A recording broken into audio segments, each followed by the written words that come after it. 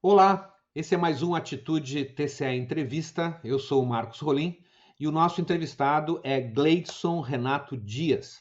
Ele é bacharel em Direito, é especialista em Direito Público, está fazendo seu mestrado também no Direito. Gleidson é um assessor especial da presidência do Tribunal de Contas e tem uma tarefa específica, que é assessorar a presidência nessa área de direitos humanos, na área de políticas públicas em direitos fundamentais. Gleidson, prazer ter a tua presença no programa. Nós vamos começar imediatamente com a pergunta do momento, a pergunta da hora, que é o que se pode descrever, o que se pode retratar a respeito dessa enorme reação no mundo inteiro hoje, dos movimentos antirracistas, depois do assassinato, enfim, de um trabalhador americano, negro, né, morto pela polícia. A tua impressão sobre a importância desse momento, o que está em jogo nessa hora, Gleidson? Por favor. Então, Rolim, quero te agradecer novamente pela estar novamente aqui conversando contigo, inclusive pautando um dos pontos mais centrais, acho que, da humanidade, que é fazer discussão sobre o racismo e as suas formas de manifestação. Nós vimos com um grande alento, né? Porque há algumas coisas bem específicas e interessantes de nós pautarmos nessa relação depois do assassinato de George Floyd. Primeiro, ele reflete o que o movimento negro nacional e mundial vem discutindo ao longo de décadas, que é a forma especificamente violenta do tratamento do Estado-polícia para com a população negra. Um projeto político de encarceramento da população, de criminalização da pessoa negra, e esse projeto político de criminalização, encarceramento da população negra, de violência da população negra, vai afetar todas as outras relações, inclusive no que se refere à questão do trabalho, inclusive no que se refere a crianças órfãos, inclusive no que se refere a meninos e meninas que não conseguem estar com seu pai ou com sua mãe por causa de uma perseguição construída de forma estratégica para manter pessoas negras numa subhumanização. Então, nós vimos com um grande alento que a parte mais interessante do meu ponto de vista é que, aparentemente, isso não está restrito tão somente às pessoas negras no mundo todo. Nós vimos com muita satisfação a compreensão de pessoas brancas, inclusive fazendo um papel central na proteção e ajudando a discutir isso de forma mais efetiva do meu ponto de vista. Esse é um ponto super importante, né, Gleidson? No Brasil isso não está muito claro. Muitas vezes as pessoas, quando pensam na luta antirracista, logo associam essa luta ao movimento negro, ao movimento que os negros, evidentemente, vêm fazendo há tanto tempo no Brasil, pleiteando direitos iguais. Mas qual é o papel dos brancos nessa história? Eu assisti há poucos dias uma entrevista do Silva Almeida, aliás, uma belíssima entrevista, e ele que é um intelectual de vulto, de expressão, né? Comenta isso, ele fala que a luta antirracista é também uma luta para os brancos travarem, né? Mas qual seria o papel dos brancos? Eles, evidentemente, não vão assumir o protagonismo nessa luta, mas o que é ser um aliado branco do movimento antirracista? Qual o papel que você acha que os brancos podem ter, de fato, nesse movimento? Por favor. Eu queria destacar duas teóricas assim que estão fazendo essas discussões de uma forma mais precisa, que é a Djamila Ribeiro, que é uma mulher negra, uma intelectual negra, que construiu uma coleção chamada Feminismo Plurais, com vários livros de autores interessantes, incluindo o livro do Silva Almeida, que é sobre racismo estrutural, e a outra é a Lívia Schumann, que vai falar sobre branquitude. Ela é uma mulher branca que discute branquitudes e relações, inclusive interraciais, né? Acho que essas duas intelectuais da questão antirracial nos dão algum tipo de indicativo para essa discussão. Primeiro, há uma grande incompreensão do termo lugar de fala. Na verdade, as pessoas confundem termo com conceito, né? Eu digo que eu sou muito mais conceitual do que terminológico. Então, quando as pessoas falam em lugar de fala, as pessoas estão confundindo com representatividade, né? Então, para começar, não tem lugar de fala ou lugar de falas, como disse a Lívia Santana Vai há pouco tempo, numa vibe que nós fizemos, inclusive, lá no Tribunal de Contas do Estado. Então, todos nós temos lugares de fala. Então, o papel da pessoa branca na luta racial, primeiro, é conseguir entender o seu privilégio branco, né? O que a psicologia social, por exemplo, tem construído também esse conceito chamado privilégio branco, né? O outro ponto é saber que ele nem pode ser o protagonista nisso, né? E segundo, que é o mais, acho que o terceiro, que é o mais importante, é a pessoa branca tem que entender que ela é uma potencial racista. E quando nós falamos que a pessoa branca é um potencial racista, isso não é um xingamento. Nós temos que tirar o entendimento do racismo do lado da moral. Comumente as pessoas falam que o racista é uma pessoa ignorante, que o racista é uma pessoa mal informada, que o racista é uma pessoa má. Nada disso. O racismo é uma estrutura de poder que, se tu não conseguires entender, se tu não conseguires estudar, se tu não conseguires aprofundar, tu vai manifestar o racismo de várias formas, assim como nós, homens, manifestamos o machismo, né? Ou como nós, as pessoas heterossexuais, vão manifestar a sua LGBTfobia. Então, o papel da pessoa negra, primeiro, é entender que existe um sistema a qual a gente chama de racismo. Esse racismo é estrutural e estruturante, portanto, ele irá definir o lugar subalterno da pessoa negra e vai estruturar todo tipo de visão. Quando eu digo que para nós entendermos o que é racismo estrutural, é entender que essa visão de subalternização vai pensar, por exemplo, na questão do mercado de trabalho. Um exemplo que eu gosto de dar é quando nós, do movimento negro, disputamos o conceito de beleza, falamos sobre a beleza da mulher negra, por exemplo. A pessoa que não se vê racista, que tem essa intenção de que racismo é uma coisa do mal, e como ela vê só do campo da moral e ninguém quer ser imoral, ninguém quer se assumir como uma pessoa má, ela não vai se ver racista. No entanto, quando ela vai fazer a seleção para a recepção da sua empresa, ela vai escolher boa aparência. E a boa aparência não é minha.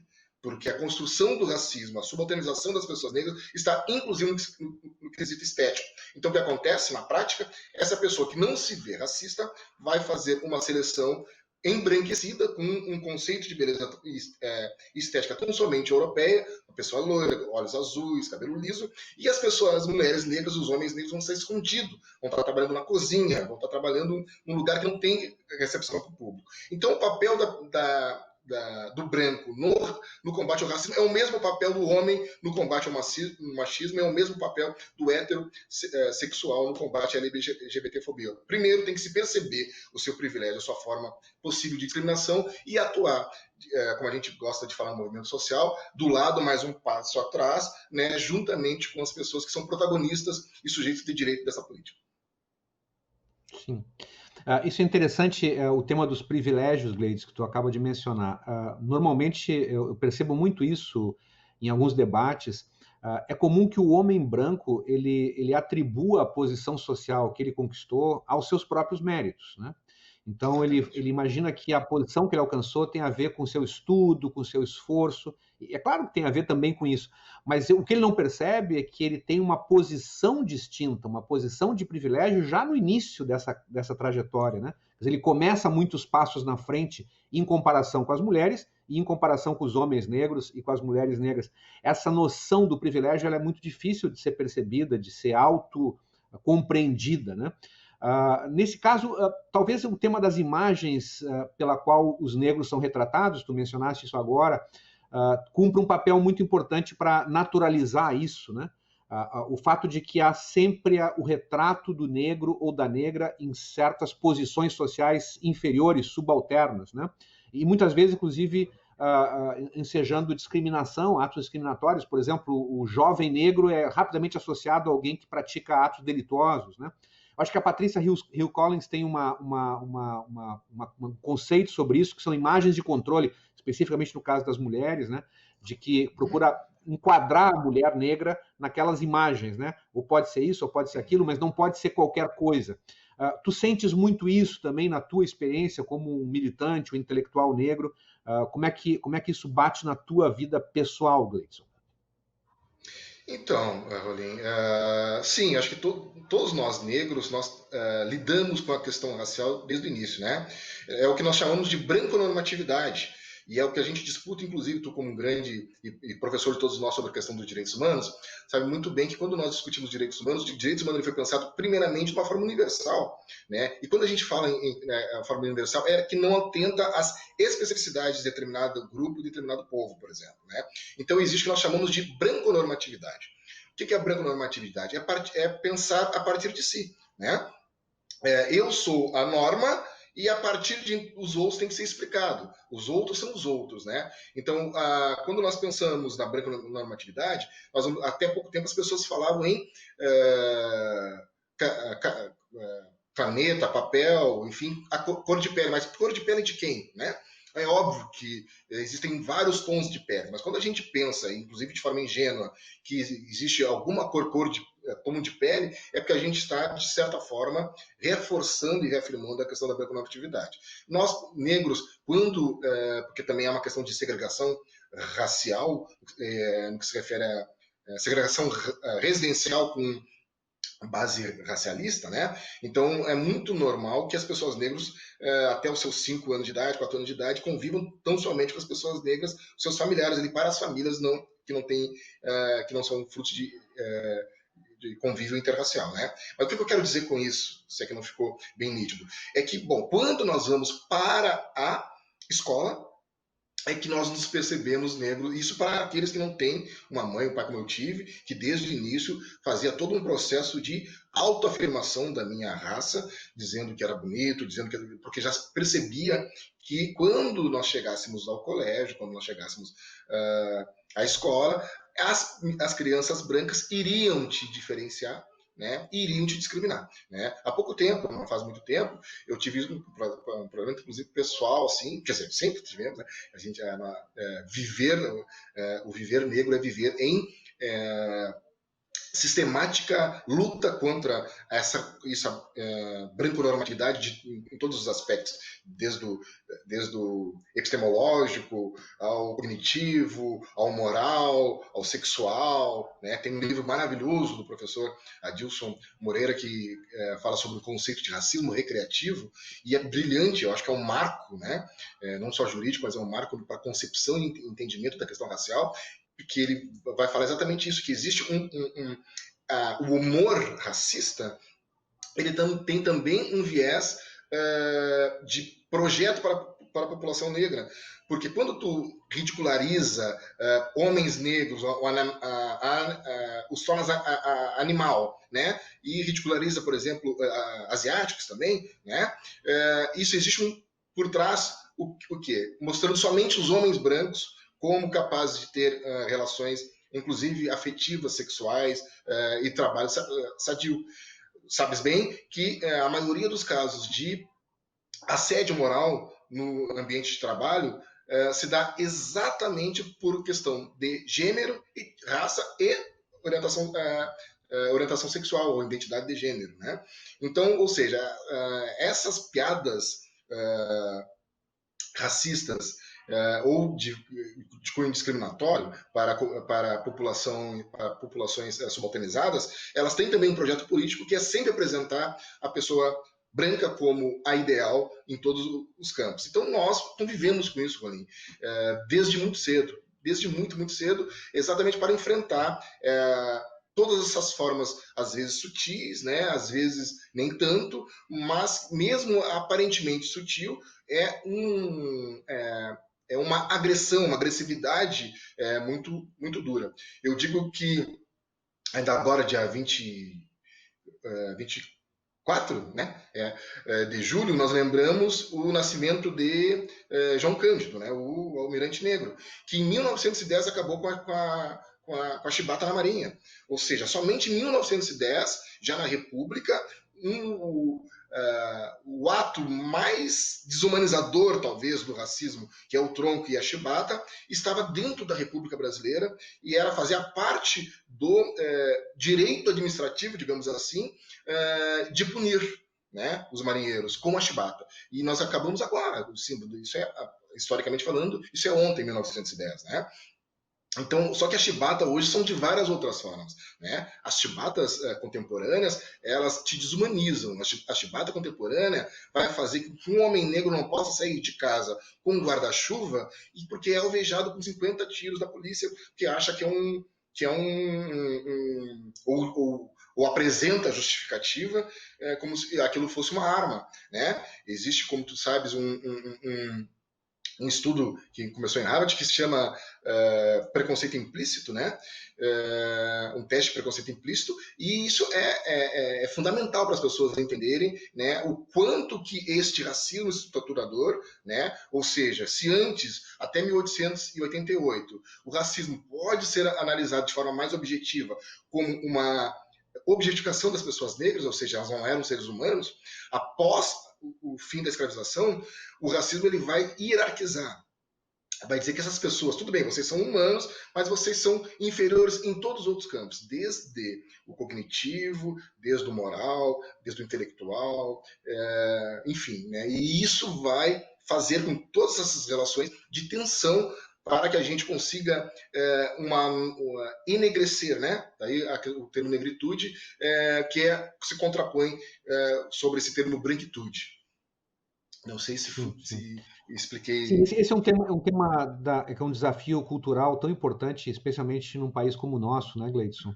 Onde, além da questão dos negros, nós temos o tema dos indígenas, que são violados pelo racismo sistematicamente. E agora, mais recentemente, inclusive, uma novidade, quando nós passamos a ter um ministro da Educação, felizmente não temos mais essa figura, mas o ministro da Educação processado por racismo contra asiáticos, no caso, contra os chineses, né? Por conta de postagens Exatamente. preconceituosas. Então, isso parece que acompanha um pouco o fato de não termos resolvido o problema do racismo no Brasil. Isso vai se multiplicando ao invés de ser resolvido. Eu vou fazer um pequeno intervalo aqui e propor uma frase de um autor que eu sei que tu gostas muito, que aprecias muito, que tem também uma importância muito grande na história da luta pelos direitos dos negros, que é Malcolm X. E a frase é: nem todo branco é inimigo, nem todo negro é aliado. Existem negros inimigos da luta antirracista, Gleidson? Há negros que são inimigos mesmo, que devem ser tratados como adversários nessa luta, ou isso não é bem verdadeiro? Não, isso é muito verdadeiro, porque nós temos que entender tem um livro chamado Tornar-se Negro, né? Como a construção, como existe a branco-normatividade, tem que se construir instrumentos diferencialistas, né? Eu digo, um artigo que escrevi para o próprio Movimento Negro em 2005, que eu faço uma análise sobre as fases de luta do movimento negro, eu digo que a partir de 1978, que é inclusive a criação do Movimento Negro Unificado, do qual eu sou dirigente nacional, no momento, então que a superação do assimilacionismo, né? Então encampado pela Frente Negra Brasileira, lá nos anos 30, e a acepção programática de movimento do diferencialismo. Né? Ou seja, nós não queremos ser mais iguais, nós queremos ser diferentes, ser respeitados nas nossas diferenças. Né? Então, essa é uma vitória conceitual, política e programática. Então, a partir aqui no Brasil de 78, talvez de forma, claro que isso um pouco antes, né, um pouco depois, dizendo que se tivermos que ter uma linha histórica de construção, acho que 1978 com a criação do Movimento Negro Unificado. Então, é uma questão de diferencialismo. Por que eu estou dizendo isso? Para responder a tua pergunta, porque esse diferencialismo vai fazer tu te constituir enquanto homem negro num mundo racista, né? E daí a negritude. Então, uma coisa é ser uma pessoa negra, epitelonalmente falando, fenotipicamente falando, e outra coisa é tu ter o conceito de consciência negra ou de negritude. Uma coisa é ser branco, que a Lívia vai chamar de brancura, e outra coisa é tu ter a branquitude, que aí é um conceito também político e social de lugar hierárquico em relação à pessoa negra. Então, neste contexto, sim, vamos ter pessoas negras que não são aliadas para a questão racial, até pode se chamar quase de inimigo, né? Porque vão internizar todas as inferioridades que essa sociedade racista disse que essa pessoa é, e nós vamos ter pessoas brancas muito propositivas e muito parceiras. É importante destacar que essa frase do Malcolm X é uma frase de reformulação do Malcolm X. Né? O Malcolm X ele era uma pessoa que pregava, inclusive, que a luta da questão racial era só pessoas negras. Né? No livro dele, ele vai falar que ele tem duas coisas que ele se arrepende. O primeiro é da forma que ele tratou a primeira namorada, que agora não recordo o nome, infelizmente, e que essa namorada, enfim, ele largou essa namorada para começar a sair com mulheres loiras e entrou para o crime, né? Enfim, e ele tem muito arrependimento, né? O outro arrependimento é quando uma menina branca, depois de uma palestra que ele foi dar na universidade, uma menina branca vai falar com ele e ela diz assim: eu tenho muita vergonha do que os meus antepassados fizeram, eu sou um amigo, eu quero fazer, o que eu posso fazer? E ele, de forma muito estúpida, dá para dizer assim, entre aspas, ou seca, melhor dizendo, então olha para ela e diz assim: você não pode fazer nada, vai virar as costas e deixa essa menina chorando. Então depois ele vai fazer ele como muçulmano, ele vai a Meca, né? E lá em Meca ele começa a conhecer uma outra concepção estrutural de percepção de si mesmo e da relação com as pessoas brancas. Por quê? Porque até então tudo que tinha acontecido de ruim na vida do Malcolm X era pelas pessoas brancas. As pessoas brancas, a Ku Klux Klan matou seu pai, a mãe dele ficou com doença mental e é recolhida por pessoas brancas, ele e para um manicômio, ele vai para o internato, um homem branco tenta estuprá-lo e ele atira uma pedra nesse policial que aí o prende, e ele vai pela primeira vez preso, com criança com seus 13 anos, 14 anos, se não me engano. Então, depois ele conhece essas mulheres que eram mulheres ricas e brancas e com elas começa a assaltar, e aí conhece essas drogas, e aí acaba sendo preso por causa disso. Então toda a relação que ele tinha com pessoas brancas as pessoas brancas eram o demônio, né? E aí já no fim, aí ele vira um grande líder religioso, cria toda aquela concepção da organização que ele ajuda hoje nós diremos viralizar, mas que ele ajuda a ficar enorme nos Estados Unidos. E, enfim, aí rompe com esse líder religioso e vai a Meca. E aí ele se reconstitui, né?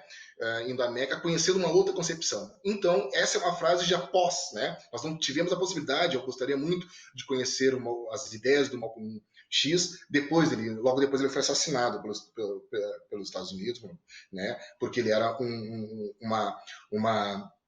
uma grande ameaça para os Estados Unidos. E eu digo que ele era uma grande ameaça, tem uma questão muito interessante que as pessoas não se dão conta. Por que o próprio Estados Unidos prefere enaltecer a figura do Martin Luther King? Porque o Martin Luther King era pacifista. O Malcolm X vai dizer o seguinte, uma palavra que, do meu ponto de vista, acaba definindo para ele a morte. Ele vai dizer que não existe como superar o racismo sem acabar com o capitalismo. E aí acaba toda a questão de ele virar o inimigo número 1 dos Estados Unidos. Né? Então essa é uma fala, do meu ponto de vista, central para nós entendermos e percebermos, sim, né, que é tudo uma construção.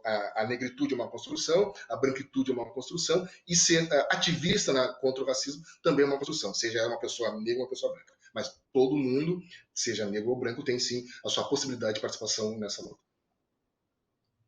Gleidson, nós estamos encaminhando para o final do programa já. Acho que eu tenho condição de fazer mais uma pergunta e não posso deixar de fazer essa pergunta para ti, me parece um tema muito importante. Nós tivemos recentemente em Bristol uma manifestação onde uma estátua de um senhor de escravos acabou sendo jogada ao mar. No caso brasileiro, quantas estátuas nós teremos que remover, quantas homenagens a racistas nós teremos que remover? Recentemente, agora aqui no Rio Grande do Sul mesmo, em Porto Alegre, há um movimento pela mudança do nome da rua Barão de Cotegipe. Qual o significado disso, Gleidson? Pode explicar um pouquinho para nós? Sim, eu fiz parte desse movimento, assinamos, né? Eu assinei enquanto pessoa e o Movimento Negro Unificado, enquanto entidade, também assinou.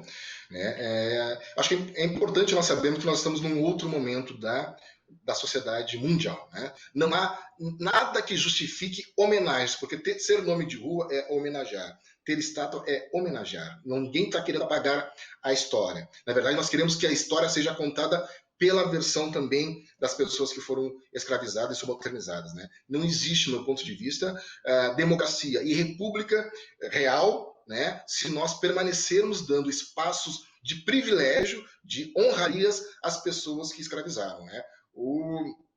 esse senador foi contra o fim da escravização. Por isso que nós estamos solicitando que, se o Rio Grande do Sul, se Porto Alegre, se o Brasil quer realmente, de fato, não em hashtagzinhas, não em notas de repúdio, mas quer de fato se comprometer com o antirracismo, nós temos que repensar e retirar imediatamente todas as pessoas que têm papel fundamental na escravização de pessoas.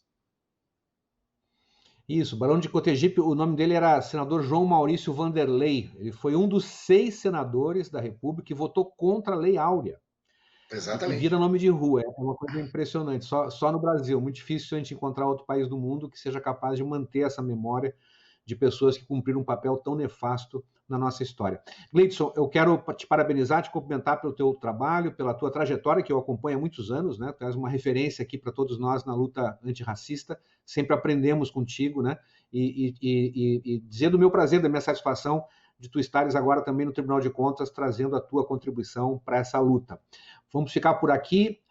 Esse foi mais um Atitude TCE Entrevista. Nos vemos na próxima semana. Muito obrigado.